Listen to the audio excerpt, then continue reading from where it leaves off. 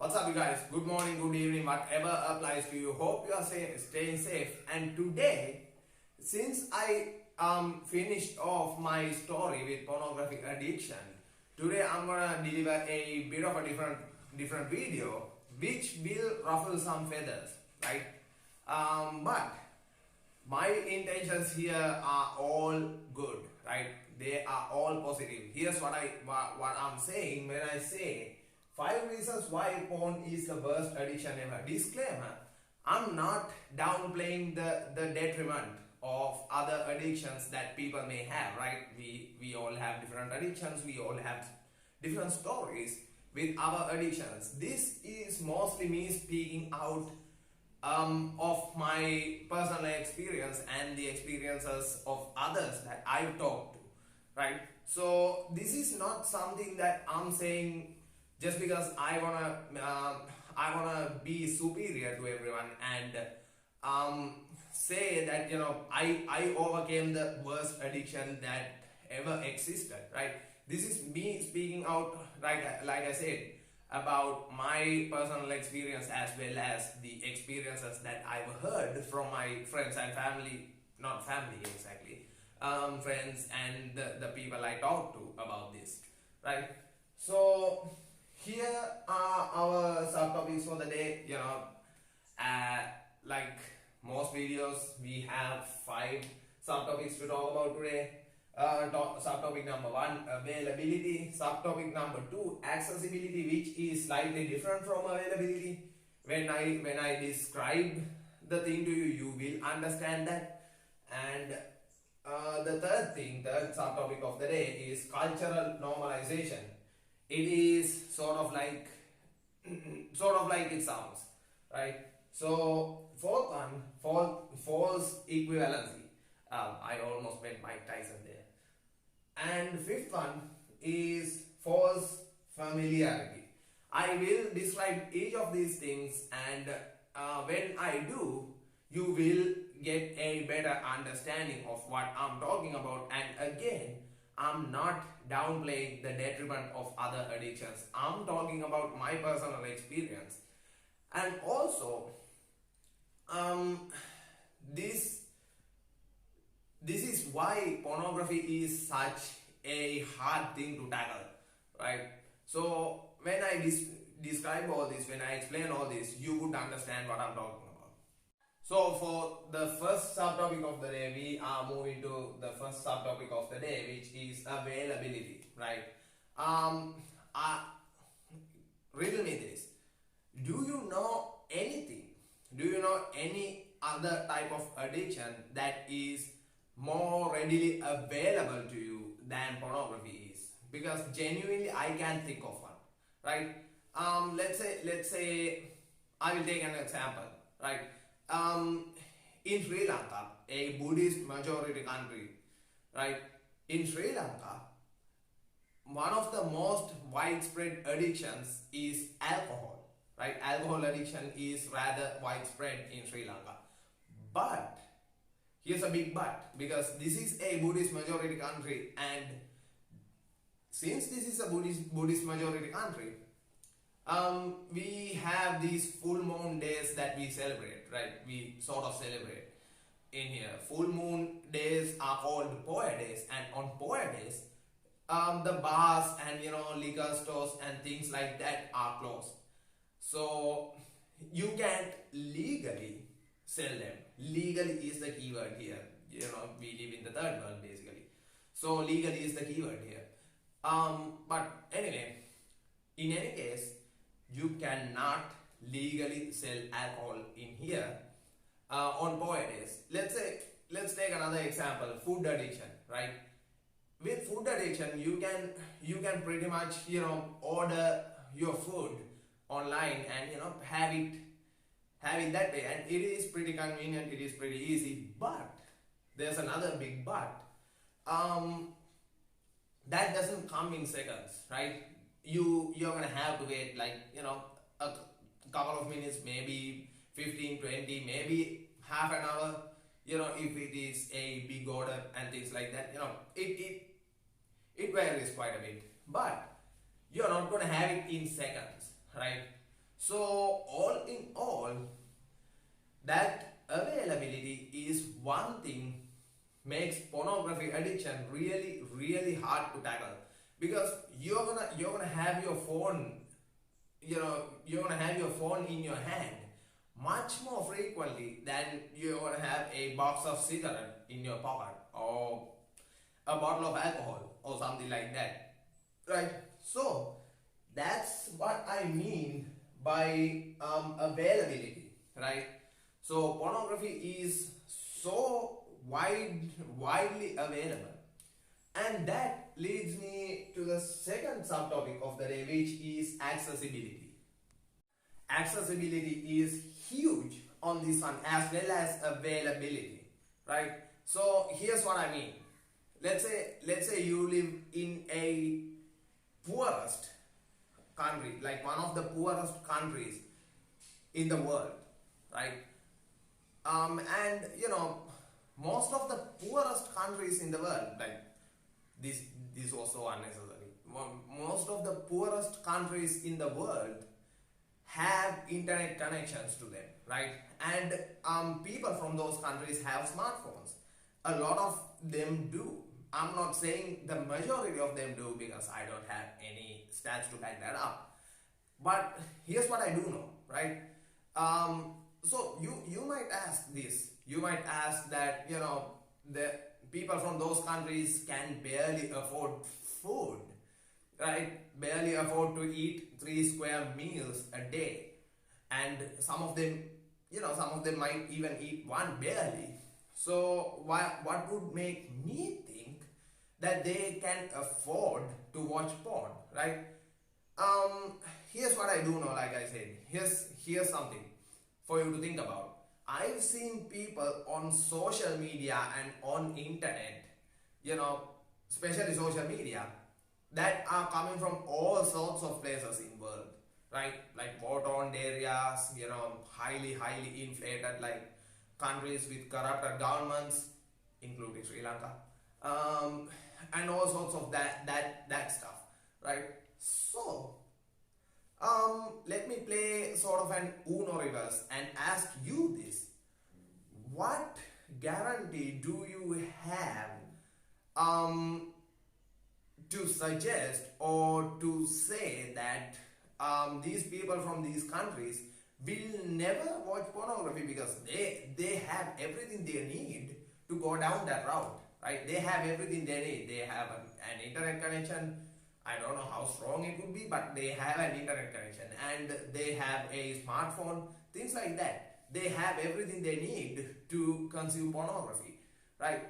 So that's one of the biggest things with pornography as well.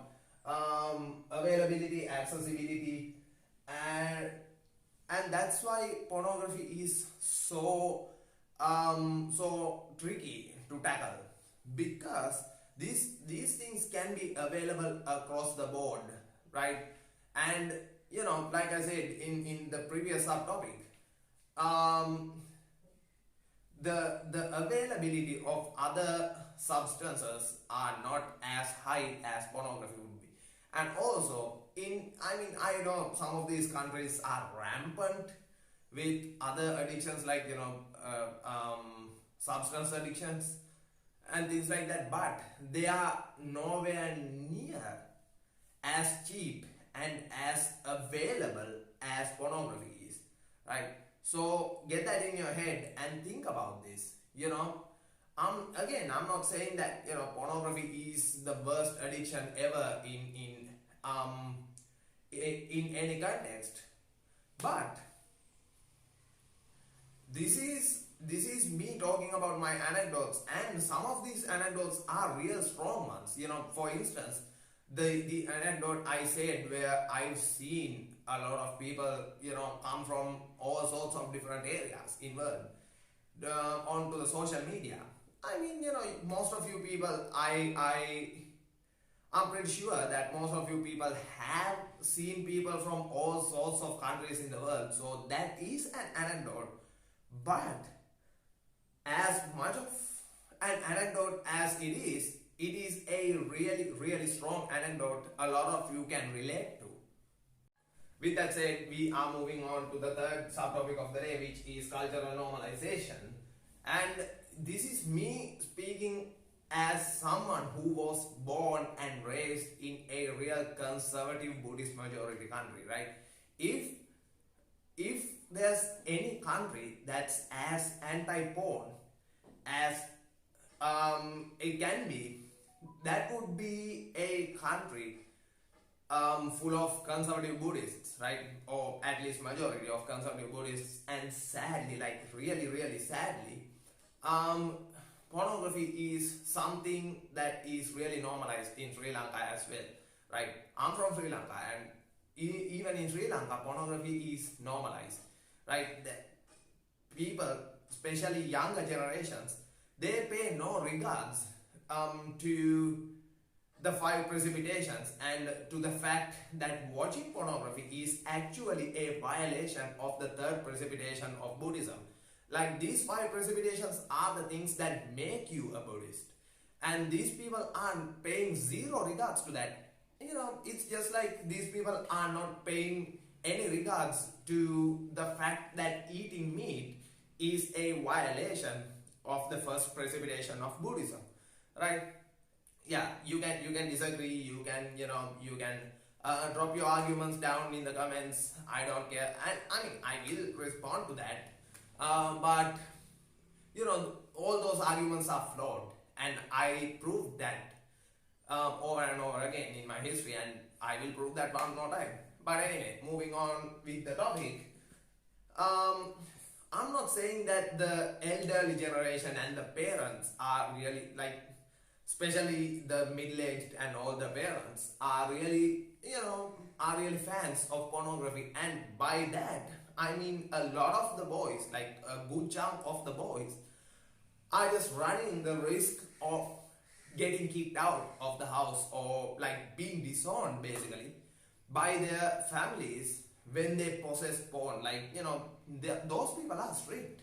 They can be strict, and it is a good thing, right? That restriction, that kind of restriction is a good thing. So that's what I mean, right?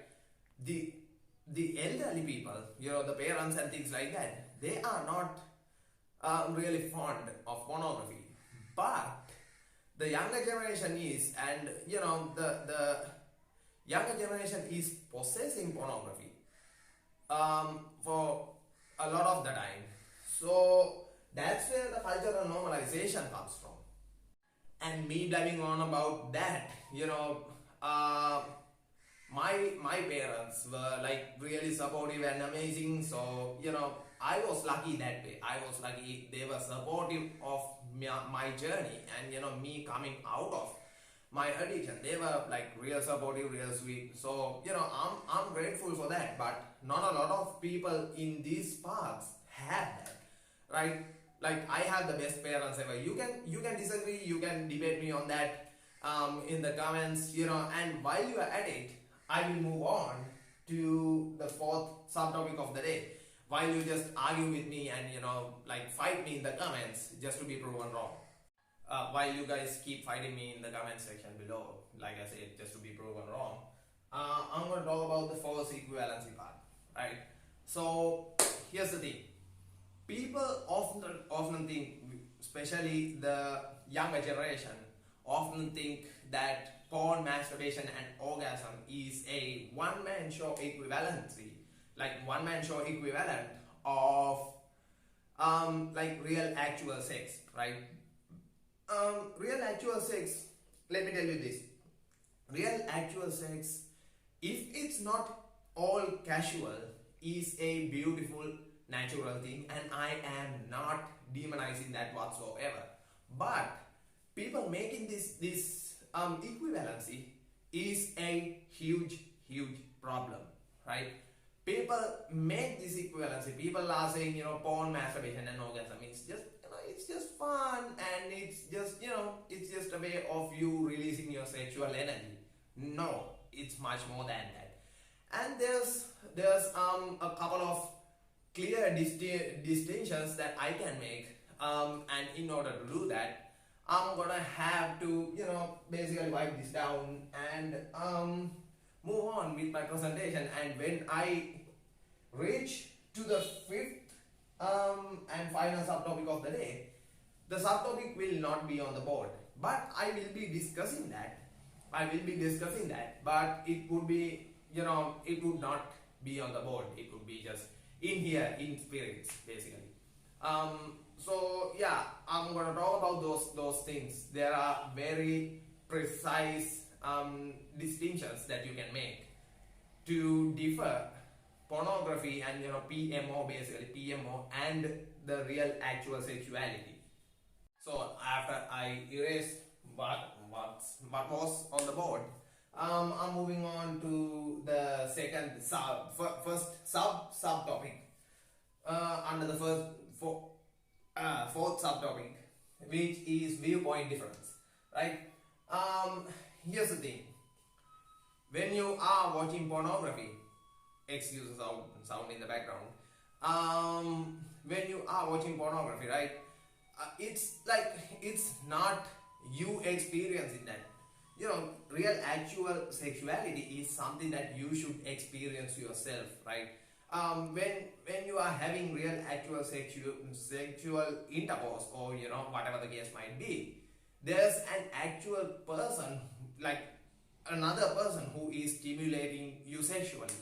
And also, instead of you watching it in third person, you are looking at that person in first person view, right? So with pornography, however, at least the prior part, the first part of which I said, is not present, right? You're gonna have to stimulate yourself. Let's say you watch point of view pornography and point of view pornography exclusively, but still you're gonna have to stimulate yourself, right? So it's not the same thing. That's what I'm getting at. It's not the same thing. So as far as the viewpoint goes, it is different.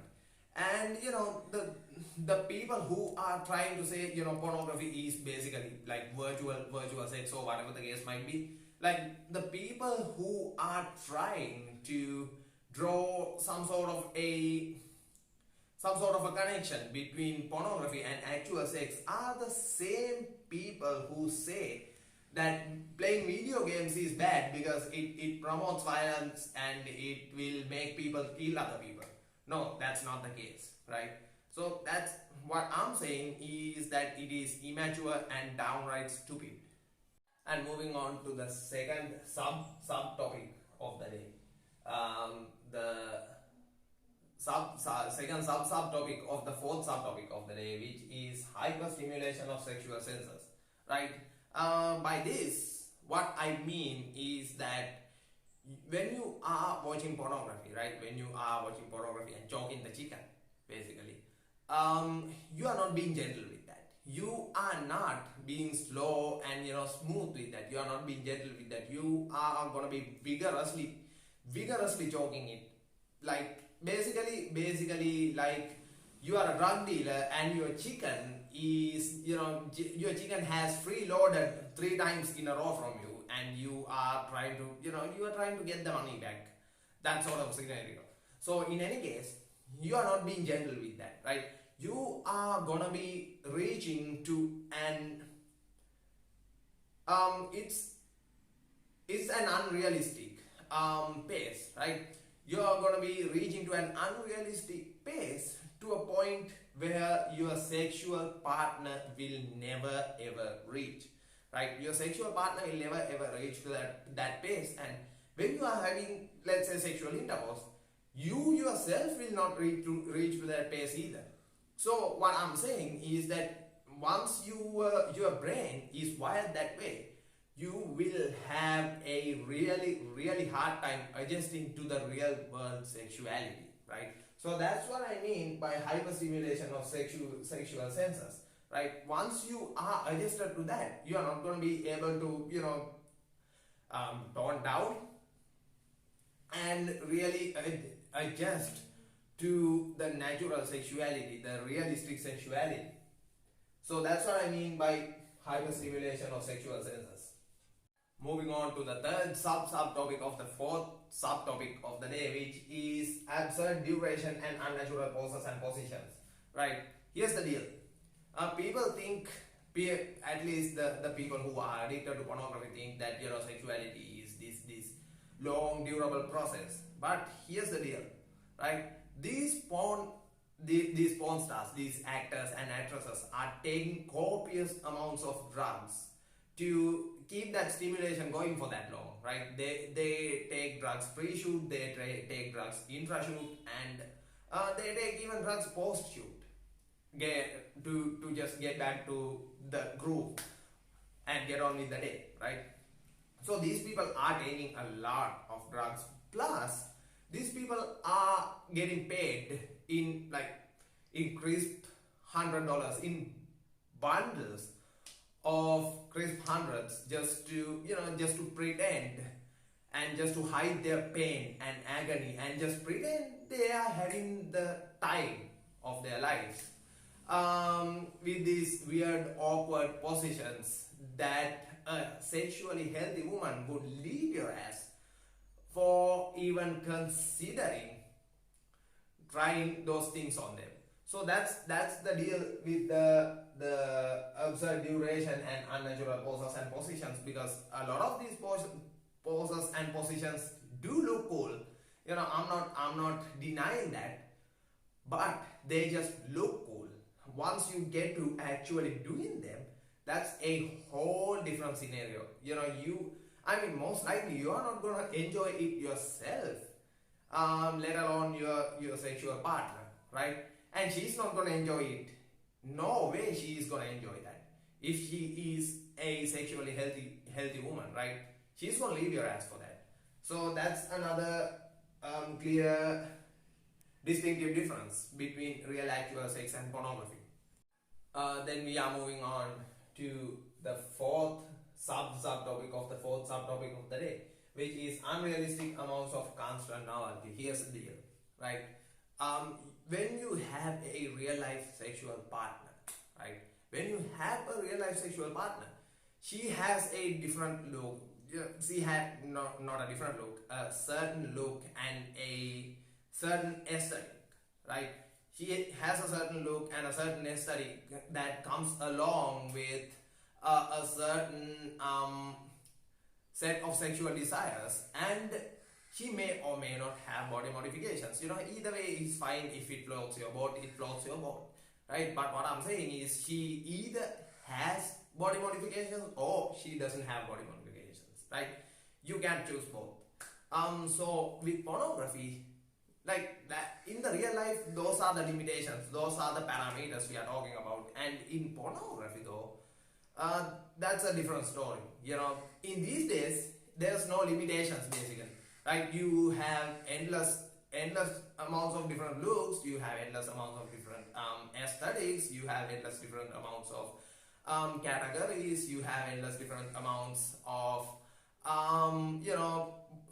whether body, you can distinguish between whether having body modifications or not having body modifications. There's a lot, there's an endless amount of novelty comes along with all these things. So that's what I mean by unrealistic amounts of constant novelty, right? So once you are wired that way, once your brain is wired that way, you're gonna have, like I said, a real hard time settling into a real actual relationship with real actual sexuality in your life. And you're not gonna find pleasure in that, because you are used to this constant and endless amounts of novelty, right? So when that happens, at one point you are gonna either scare your partner away or disgust her away, because the poor thing cannot and will not keep up with the expectations that were so skewed by pornography, right? So that's what I mean by unrealistic amounts of constant novelty, right? For one, a lot of the things that you watch and see in pornography are not enjoyable in real life, in real actual sex, the only reason why they are doing that is because they get paid copious amounts of $100 bills, right? So that's the unrealistic amount of functionality that I am talking about, because most of those things will not enjoyable done in real life. And also you can't choose, every aesthetic and every look and every set of sexual desires that you see in pornography. That's just a made up world, and that does not exist in the real world. I want you to understand that. So going down onto the last subtopic of the fourth subtopic of the day, which is lack of intimacy, right? When you are watching pornography, right? When you are watching pornography and you are stimulating yourself, you don't have someone else to stimulate you, right? You don't have some other person, and that makes all the difference in the world, because in that equation there's an important component that masturbation cannot touch, which is intimacy, right? When you feel intimacy, that's the whole experience comes into play as a whole. Once you remove that intimacy, you will break that bridge between the sexual act and the emotional bonding part, right? So once you broke that down, you will treat sex somewhat like eating your favorite junk meal, right? There's no emotional attachment to it, right? So that's what will happen. That's what will happen when you watch porn and you go to that realm of lack of intimacy, right? When all that happens, what will end up happening is that you will not find the happiness in real actual sex, because the biggest part of the happiness, like the real happiness that's intended by sexuality, comes from that intimacy part. So when there's no intimacy, it's just like eating your favorite junk meal. You're gonna pretty soon start treating sex like eating your favorite junk meal, and pretty soon you're gonna start treating your partner like junk.